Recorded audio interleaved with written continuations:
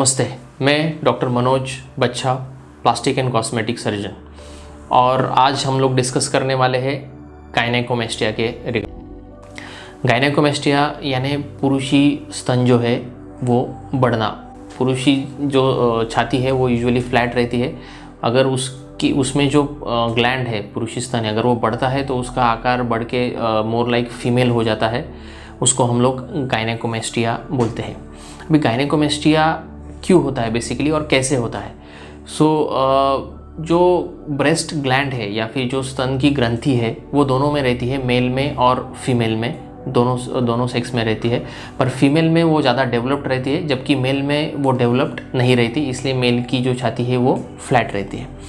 Now due to hormonal imbalance वो जो gland है वो स्टिमुलेट होके उसका आकार बढ़ता है। हार्मोनल इम्बैलेंस मतलब जो टेस्टोस्टेरोन और एस्ट्रोजन है उसका अगर इम्बैलेंस हो जाता है, अगर टेस्टोस्टेरोन की मात्रा कम होती है और एस्ट्रोजन की मात्रा बढ़ती है तो वो ग्लैंड स्टिमुलेट होके उसका जो आकार है वो बढ़ता है। उसके वजह से ये गायनेकोमेस्टिया जो दिखता है हमको वो चीज़ होती है ना। वो क्यों होता है? मोस्ट कॉमन जो रीज़न है वो है प्यूबर्टल गायनेकोमेस्टिया। प्यूबर्टी में ये बहुत कॉमनली पाया जाता है। Usually males in the age of से 12 से लेके 16 तक ये बहुत ही ज़्यादा कॉमन है, जिसमें मेजॉरिटी अराउंड 2/3 पॉपुलेशन में वो रिग्रेस भी हो जाता है। आफ्टर 16 to 18 यूजुअली वो अपने आप कम हो जाता है। पर जिन लोगों में वो ग्लैंड रिग्रेस नहीं होती उनमें वो आकार बढ़ा हुआ ही रहता है और वो लाइफ टाइम वैसे ही रहता है। So this is one of the reason pubertal gynaecomastia. Second most common reason जो है वो मेडिसिन से, कुछ एक ओरल मेडिकेशन की वजह से भी ये हो सकता है, जैसे कि some antacids, anti epileptics, anabolic steroids. Basically ये medicine they change the hormonal levels और उसके वजह से अगेन गायनेकोमेस्टिया होता है। थर्ड कॉमन रीज़न जो है वो है some medical disorders such as liver cirrhosis etcetera.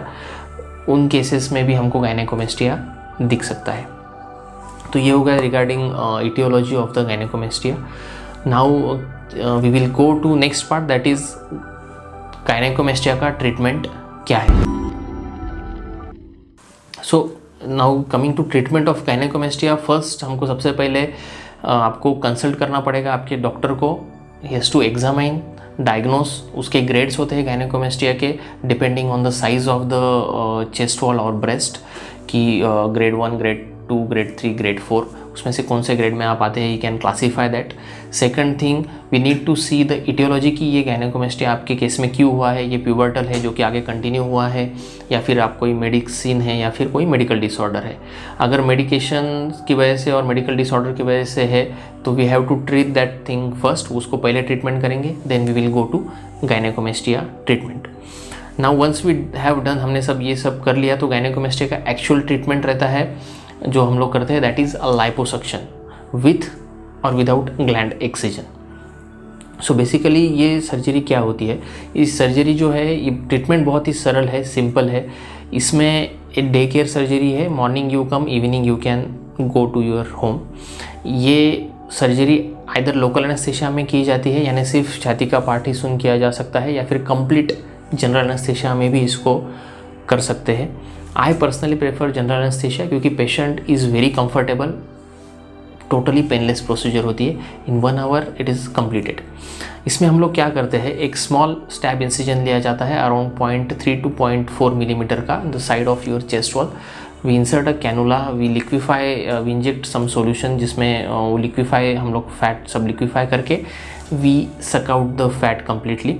And if required हम लोग ग्लैंड जो है वो भी एक्सरसाइज कर लेते हैं, taking a small incision at the junction of nipple areola complex and skin के यहाँ पे हम लोग छोटा सा इंसिजन लेके ग्लैंड जो है वो एक्सरसाइज कर देते हैं। जो जैसे कि मैंने बोला, ओपनिंग बहुत ही स्मॉल रहती है तो उसका कोई स्कार दिखता नहीं, एक स्क्रैच मार्क्स रहता है स्मॉल। एंड जो दूसरा इंसिजन है निप्पल एरियोला कॉम्प्लेक्स और स्किन के यहाँ पे, उसका भी हम लोग वी टेक एब्जॉर्बेबल सूचर, तो उसका भी कोई स्कार दिखता नहीं है। So it is almost a scarless surgery. We can give a complete normal flat chest as it was previous, that too in just a matter of 1 day. So very simple, very safe surgery. Now एक जो safety के बारे में, whenever patient come, usually parents के साथ आते हैं तो they are very concern, sir chest wall है तो बहुत रिस्की है क्या, कि हमको हार्ट में लंग में कुछ इश्यू होगा क्या। So see basically I will just show in the diagram. जो है गायनेकोमेस्टिया है उसमें we are in the superficial plane, हम लोग स्किन और मसल उसके बीच में है, we are not going deep. Basically skin रहते हैं, then we will get a breast tissue that is gland and fat, फिर मसल रहता है पेक्टोरलिस मेजर मसल, उसके बाद you get the rib cage, then inside there is lung and heart and we are staying in between muscle and the skin. So it is quite safe surgery that way. So safety के बारे में it is a quite safe surgery, yes definitely. So post operative में क्या precautions ले, और post operative as I said day care है, evening we ask you to go home. हम लोग एक प्रेशर गारमेंट देते हैं जो कि टाइट जैकेट जैसा रहता है, that you have to wear for 3 months 3 to 6 months हम लोग वो देते हैं ताकि वो स्किन जो है वो मसल को प्रॉपरली अडेयर हो जाए, बीच में कोई पोटेंशियल स्पेस नहीं रहे, and you get the nice curve as previous, जैसा है वैसा प्रॉपर फ्लैट चेस्ट आने के लिए वो ज़रूरी रहता है। और आपको हम लोग हेवी एक्सरसाइज या हेवी वेट लिफ्टिंग नहीं, वज़न उठाने के लिए नहीं बोलते हैं अराउंड 1 to 2 weeks के लिए। एंड आपकी जो डेली एक्टिविटी है आप नेक्स्ट डे से ही एब्सोल्युटली स्टार्ट कर सकते हैं। अगर जॉब पे है तो आप 1 या 2 दिन में you can immediately join back your job of course. So this is regarding the surgical thing. Now करना चाहिए, बहुत बार पेरेंट्स आते हैं अपने लड़के को लेके कि सर इसको चेस्ट में ये ही सेइंग कि ग्लैंड बढ़ा हुआ है, चेस्ट उसको अलग लगती है, पर हमको लग रहा है कि ज़रूरत नहीं है, क्यों करना है, and all this is very common scenario. Now see, first of all let me make this clear, gynecomastia is a cosmetic surgery, purely cosmetic surgery। हम लोग एक cosmetic reason के लिए कर रहे हैं, to get the flat chest, but not always cosmetic, it has some psychological implications or functional implications on the back of it, because of the enlarged chest। बहुत बार जो यंग, जो as I said it is in young population, जो young लड़के हैं जो फिर या फिर जो कोई व्यक्ति है जिसको हुआ है, he is not able to wear the loose t-shirt। बहुत बार अपने दोस्तों के सामने उसका मजाक उड़ाया जाता है।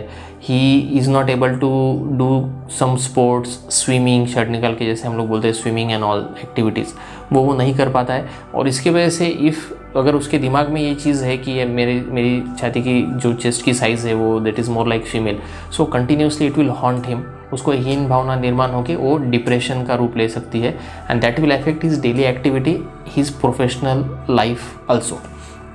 So it is not always cosmetic, जैसे कि मैंने बोला इसको सम साइकोलॉजिकल इम्प्लीकेशंस भी है एंड ऑफकोर्स फंक्शनल इम्प्लीकेशंस भी है।